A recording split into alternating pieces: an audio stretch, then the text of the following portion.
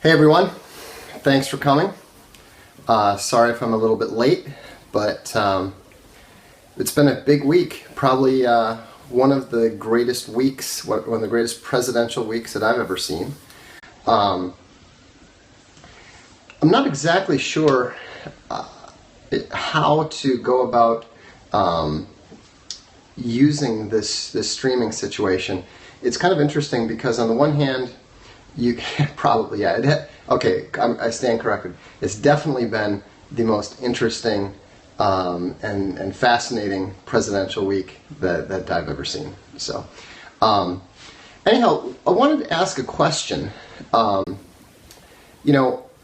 deep, how in depth do you guys want to go with this stuff? Because I was thinking today about starting getting into the trade issues, and some of you may not realize that my background is in economics. I've actually written two #1 economic theory bestsellers on Amazon, The Return of the Great Depression, and another book. It's a debate between me and a economics PhD from the University of Chicago called On the Existence of Free Trade. Anyhow, I'm hearing deep, go deeper. Sounds like some sort of adult flick. But anyhow, I get the point. So it sounds like if you want to go in depth with some of these things, then we can absolutely do that. Probably not tonight. Can someone, if you don't mind, can someone please refresh my memory with regards to what I put on the blog this afternoon, saying that I was going to talk about? Because I can go look it up, but it might be quicker if I just ask you guys, because I'm sure somebody is actually online. The illegals in the vote. Now, here's what's interesting about what Trump is doing with regards to the voter fraud issue. It's a huge issue, and it's really significant because voter fraud is one of the primary ways that Democrats have been able to multiply their advantage that they have demographically. Over 80% of immigrants vote Democrat. And so, Democrats know that. That's why we've been seeing them celebrate for years, for over a decade. We've seen them celebrate the declining numbers of the white population. And it's also why we've seen the conservative wing of the Republican Party constantly talking about how we have to pander to the Hispanic vote and all that sort of thing. Well, speaking as the great-grandson of a Mexican revolutionary, I can tell you right now that offering more immigrants and more Mexicans and that sort of thing is not something that appeals to me. And frankly, it's not something that appeals to most of the people who left Mexico in order to get away from Mexicans. And so it was, the strategy was stupid from the beginning. Some of you may recall, some of you may be old enough to recall the idea that Hispanics were natural conservatives. Now, this was always complete nonsense because the two major parties, there's three parties in Mexico, and all three of them are left-wing, and two of the three are actually members of the Socialist International. So what that means is that the entire Mexican political establishment, the entire Mexican political spectrum, is significantly to the left of the entire, not the entire America. It's entirely to the left of the most moderate Republicans. The most right-wing party is essentially akin to the Democratic Party, and the other two are both openly socialist parties. And also, the Mexican politics, a lot of people don't realize, is openly anti-religious, because the revolution in Mexico was very much against the Catholic Church, which was, at the time, obviously quite intertwined with the Mexican elite against whom the revolution was directed.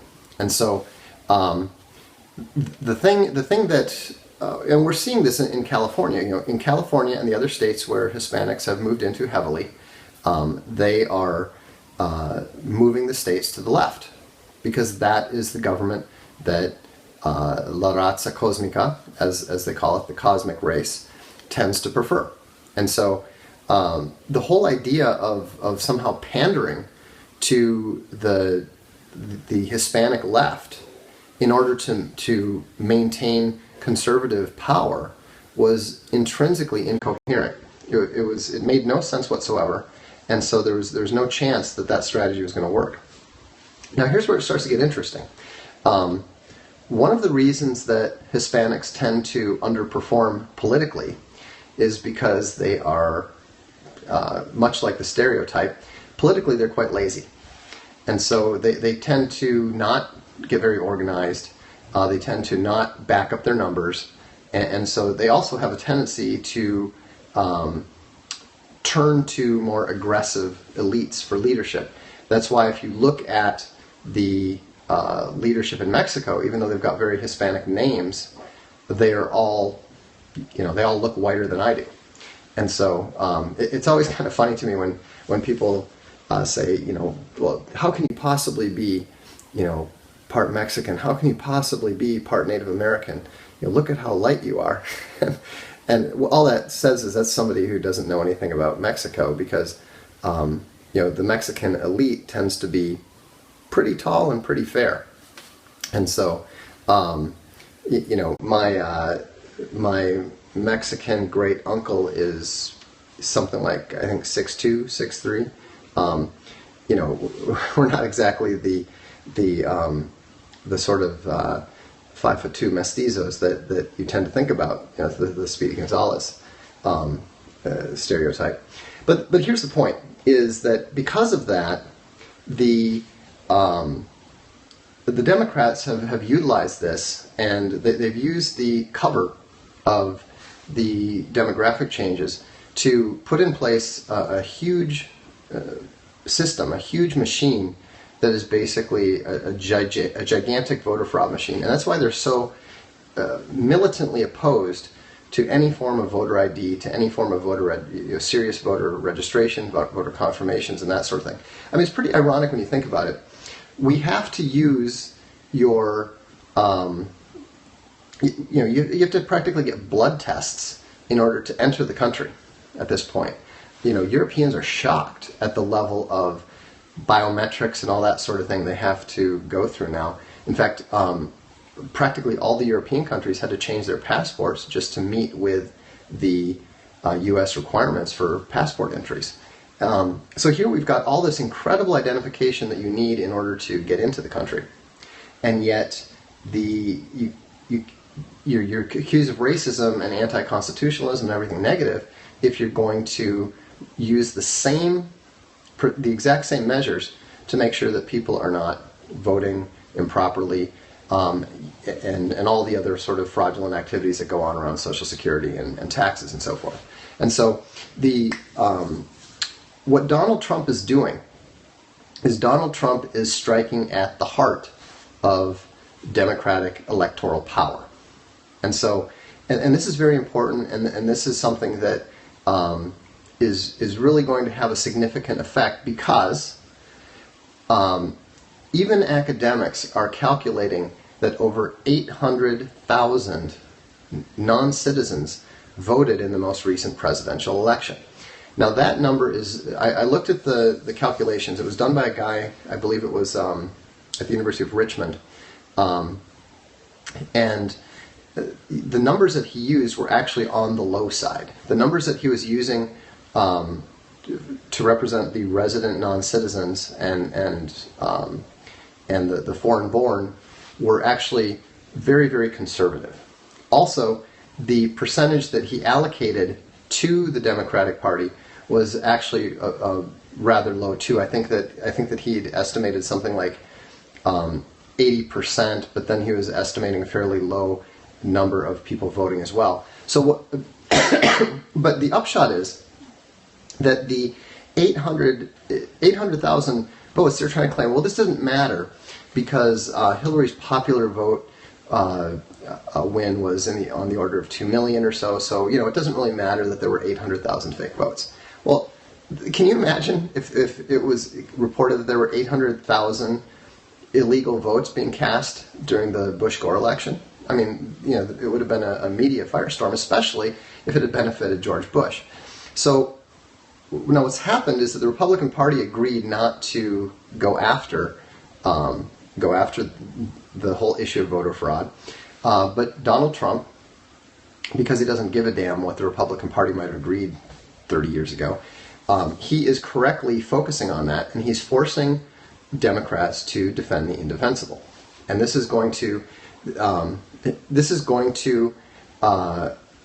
really put the pressure on the Democrats, both in the media, and it's also going to increase Donald Trump's popularity, because, you know, one thing that the American people don't like, even liberals don't like, the idea of non-Americans voting in American elections. I mean, how can you possibly defend that? And so, you know, I hope that this is a matter that the God Emperor pushes hard on, because there's only benefit to come from it. You know, only good can come of Donald Trump and his team, his administration, pushing hard on the fact that people who are not permitted to vote are voting for Democrats in national elections. And so I don't know what the real number is, but I've actually seen numbers indicating as many as 5 million.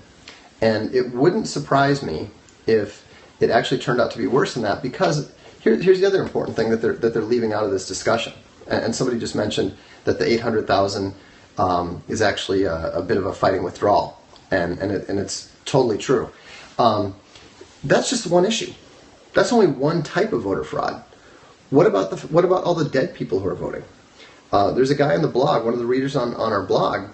He reported that people have found out that somebody had voted in his father's name when he got to the booth. Somebody had already used his identity to cast a vote, and so obviously, so that's a different type of voter fraud. And then somebody mentioned Diebold, the whole messing around with the machines. That's another type of voter fraud. So we've got, and then of course we haven't even gotten into the felon voting, where in Virginia alone, the governor of Virginia tried to illegally change the law so that something like 60,000 felons were getting their voting rights restored. And of course, you know, this is because the felons of the sort he was talking about, they tend to be predominantly minorities, who of course tend to vote predominantly Democratic. Now that effort was overturned. The courts found the governor's effort to be unconstitutional. There's also the Puerto Rican P.O. Box scam. There's probably, if we sat down and worked it out, we could probably work out at least 15 different types of voter fraud that are being enacted right now in the United States. Right, the absentee ballots, fraudulent ballots. And so if you start thinking about this, let's just keep it fairly simple. Let's say that all of these types of voter frauds happen at about the same rate. Okay? So we were saying that there's maybe 12 or 15 different types. Let's keep it simple. Let's just say there's 10 different types of voter fraud. And now let's say, okay, there are we know there's 800,000 voter fraud just from the one type. So with 10 different types, we're talking at least 8 million Democratic votes that don't exist, that shouldn't exist. So that's a very significant move. That is at least equal to the change in pro-democratic demographics over the course of 4 to 8 years. And so what Donald Trump is doing, and what the God Emperor is doing by opening up this Pandora's box that can only harm the other side, is that he is pushing back the demographic problem by somewhere between 4 and 12 years. I mean, this is massive, massive stuff. And this is, of course, why the media is absolutely freaking out, because Donald Trump is striking right at the jugular of their pretense to political power. And so, now, of course, the limiting factor is that the worst fraud is taking place in some of the states, like California and so forth, which, it's not going to make much difference. But in all of the battleground states, which are the key states, because the next 8 years from now, the next Republican candidate is not going to be, shooting for California. But these changes are going to have a massive impact in the battleground states like Florida, like Michigan, like Pennsylvania. In fact, what Donald Trump can do by seriously investigating this voter fraud, and by putting the investigative powers of the federal government looking seriously and significantly into it, he can reclaim one generation, possibly two generations, politically, in terms of demographics. And once we start repatriating all the various people that should not be in the United States in the first place, that's when you're going to see a major change, and that doesn't even account for the rise of identity politics, which is going to have more and more whites moving to the right simply because there's no place for them in the Democratic Party anymore, as the Democratic Party is already pointing out. Now, a couple of you have, both on the blog and here, talked about wanting me to comment on Milo. Now, obviously, Milo is my friend. I have absolutely no problem with anything he says about that sort of thing. I don't agree with him. That shouldn't come as any surprise, but so what? I don't know anyone that agrees with me all the time, or that I agree with all the time. I mean, there are even issues, I know this will be hard to believe, but there are even issues in which I would question the God Emperor.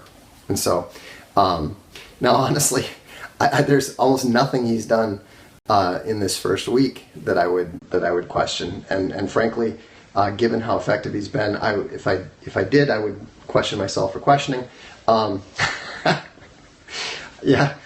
Someone did not enjoy the way that heresy smelled, and I apologize. I'm sorry, but the point is, to go back to Milo, Mike and Milo, and to also Donald Trump himself, they're civic nationalists.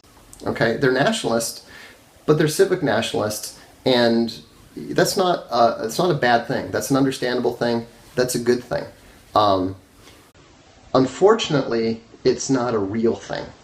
I don't know how many of you read the blog, but I'd encourage you to go look at the blog and read the post that I did on the melting pot. And a lot of people have this romantic idea of the melting pot about how we all become Americans, blah blah blah. Well, I'm sorry to mention this, but that's absolute bullshit. I've read the play, The Melting Pot, and what the melting pot is and what it represents in the play, you can read it. It's all right there. What it represents is the same one world government, the same neo-Babel, the same globalism, United Nations, EU, NAFTA, Trans-Pacific Partnership. All that stuff is right there in that 1908 play, The Melting Pot. It's a precursor for it. It's a romantic vision of it, but that's what the vision represents. It is not about America. It is actually anti-American. It is openly anti-Christian.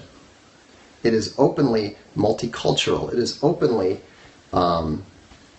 dis-civic, dis-civilizational, and fundamentally anti-Western civilizationist. So what does that mean? That means that the foundation for civic nationalism is intrinsically false.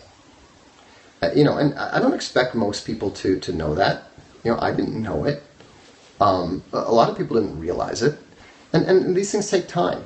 I have absolutely no doubt that as the demographics continue to get worse, then what we're going to see is that the identity politics grow stronger. When you have a very strongly homogenous country like we did in the 1970s, when 5% of the population was foreign-born, then it was possible to have ideological differences driving the political dynamics of the country.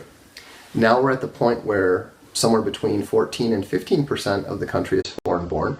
Now we're seeing identity politics rising to the fore. There's 85 million immigrants and children of immigrants now in the United States. That's too many. That is too many for there to be a meaningful, homogeneous polity that agrees to debate ideas. And now there is an irony there in that Donald Trump himself is a second-generation immigrant. His mother's from Scotland. But Scotland has considerably more in common than with the American people than somebody from anywhere from India to Syria or wherever. And so the situation is, the civic nationalists like Milo, like Mike, like Donald Trump himself, they just need time because they're honest people, they're smart people, and all three of them are fundamentally in touch with reality, and they all value the truth. And so we should be open to the possibility that we're wrong. Perhaps we're wrong. Perhaps they're right. In which case, I'll have no problem admitting it. I'll have no problem admitting it that civic nationalism is the way to go. That's fine. But there is nothing that I see in civic nationalism that is fundamentally viable. And so, some people have a much more skeptical perspective of it. They might say that, they really believe X, but they're only acting like Y, and so forth. And I don't think that that's true, because I know these guys, I know these people. Whether you like Mike Cernovich or not, the guy is not somebody who's really that inclined to not speak his mind. Whether you're a big fan of Milo or not, and I personally am, the guy actually speaks more bluntly and openly than practically anyone I know. He feels perfectly free to call me up and tell me when he thinks I'm full of shit. And so that's great. That's fine. But that's not the way that people. That's not the way that liars behave. And so the fact that we don't necessarily agree about everything, whether it's related to nationalism, whether it's related to trade policy, and so forth. I don't expect most people to see things the way that I do on trade, because frankly, when it comes to economics, I'm pretty brilliant. I don't expect most people to even, when I talk to the guy from the PhD from the monetarist school, and I presented my argument on the labor mobility killing free trade, he admitted he'd never even thought of that. He never even heard anyone bring it up. Okay, and so you can't expect everyone to see what you do and accept what you do in exactly the same time frame that you do. And so cut the alt-right plenty of slack. As long as they're honest, as long as they're simply saying what they truly believe and what they truly think, then we will win them over in time, because we have a more accurate and relevant perspective on current events. I've said it before, I'll say it again. The alt-right is the only current political philosophy that is in harmony with science, with history, with logic, and with current events. The alt-right are the people who are on their way there. And so I think that, it's just, don't get your panties in a bunch because somebody that you respect or somebody that you admire says something that you don't approve of. It's okay. It's fine. As long as we continue to engage and we continue to communicate openly and honestly, it's all going to be fine. And so in the meantime, just trust the God Emperor, trust the direction that he's leading, and keep up with the high energy. Now, I should also, by the way, I'd be remiss if I didn't mention this. Today, Castalia House published 2 books. We're very proud of both of them. Check them out when you get a chance. If you're into gardening, of all things, I can't stress the irony of the fact that we publish gardening books, but Check out Push the Zone by David the Good if you're into gardening. It's all about like growing fruit trees 2 zones north of where you're supposed to be able to. I don't. The guy is amazing at what he does. I don't even understand it, but he can like grow palm trees in the Arctic or something like that. Anyhow, but check it out. I don't understand the first thing about it, but it's also funny. He's a funny guy, and so I'd check that out. The other one I can actually show you because it's in print. This is Starship Liberator.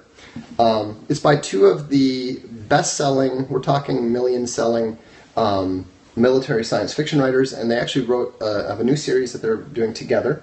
It's called Starship Liberator, and it's really good. David Van Dyke and B.V. Larson, they're 2 of the, I think B.V. Larson is like, I think in the top 12 science fiction writers on Amazon. David is, I think, around like top 60, top 70. Both serious guys. David Van Dyke is kind of unusual in that he's actually served in 2 different branches of the U.S. military. So these guys know what they're talking about. They know what they're writing about. And frankly, I think it's a really pretty book. We're getting better at this this print publishing thing, I think. So anyhow, that's all for tonight. But thanks for your advice. I think what we'll do. I can take a few questions. Why not? It's Friday night. Fire away. Convo with Steph. Yeah, we did that last night. It was great. Always. And there's going to be some really cool stuff coming on Gab, by the way, that Steph and I are going to be doing. So keep an eye on that. Do I think a 20% tax on Mexican imports will help the American economy? Yes, it will. Library tour. We can do that soon. I'll show you one more book, actually, because I'm very proud of this. We finally got my book, A Throne of Bones, paperback. You can see, I think, the hardcover over there. But yeah, so we'll do the library tour soon. But I think tomorrow we'll get into the free trade and we'll get into the implications of the Mexican tariffs. Will the God Emperor really repeal DACA? Yes, I believe he will. Taking Trump giving Christian immigrants priority, it's a good idea. He's trying to work out how to deal with the Muslim issue without actually directly targeting it. Yes, I do think Trump will significantly reduce legal immigration. Border tax would, yeah, it would, but that's okay. Trump publishing immigrant crime statistics, it's a great move. The more information, the better. The Justice Department has been trying to hide the statistics on race and crime for the past, at least 20 years that I'm aware of, maybe more. The whole white, you're Hispanic if you're a victim, but you're white if it's a crime, that kind of thing. I think that's an important thing for him to do. Best country with long-term prospects. We should. That's a whole scope in itself. We should do that some other time. In terms of the Christian refugees from Syria, yeah, it'd be desirable to leave them there, or to create the safe spaces, safe zones, whatever you want to call them. But at least if they are going to take some refugees, it's better that they are Christian Syrians rather than Muslims. Anyhow, that seems to cover most of the questions. So I'll close with one thing. If you're on Gab, make sure you get on Gab, because pretty soon we're going to be expanding this whole streaming thing. And so when there's an opportunity, I will probably be continuing to, I'll continue this scope as well, but it's my intention to support Gab in every way that I can. And so if you're not on Gab yet, get on Gab. It's great, and it's only going to grow, and it's only going to get better. Sargon got kicked off of Twitter today. I think you've probably heard that Milo actually managed to get kicked off of YouTube streaming for the most ridiculous thing I've ever seen. So I would heavily encourage you to support alt tech, support it with Gab, support it with Brave, support it with Infogalactic. Yeah, well, thank you very much, and we'll close it out tonight. Have a good weekend, and we will see you tomorrow.